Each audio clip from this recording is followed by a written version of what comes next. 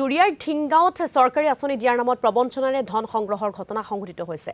ঘটনা অনুসৰি হাছানাৰা খাতুন নামৰ মহিলা এগৰাকীয়ে PM কিষাণ বৃদ্ধ পেঞ্চনকে ধৰি বিভিন্ন চৰকাৰী আঁচনি দিয়াৰ নামত বহু মহিলাৰ পৰা প্ৰবঞ্চনাৰে 1000ৰ পৰা 2000 কোটি টকা সংগ্ৰহ কৰাৰ অভিযোগ উঠিছে।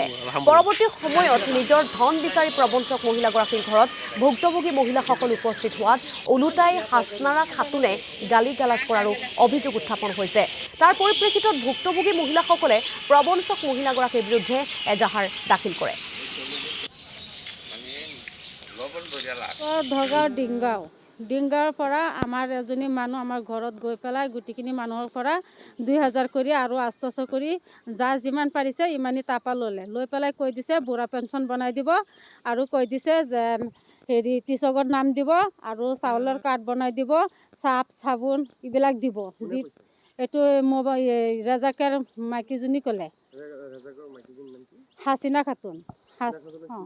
হাছিনা খাতুনে এইটোৱে কৈছে যে মই যদি ইয়াত থাকোঁ, তোমাৰ ঘৰৰ ওচৰতে থাকোঁ, একো সন্দেহ কৰিব নালাগে, তুমি পইচাকেইটা দি দিয়ক, মই এইবিলাক তোমাক পোৱাই দিম, চাপ চুৱন পোৱাই দিম আৰু তোমাক চাউল দাউল পোৱাই দিম, চাউলৰ কাৰ্ড বনাই দিম আৰু কৈছে যেন অৰুণোদয় বনাই দিব আৰু কৈছে বুঢ়া পেঞ্চন পোৱাই দিব।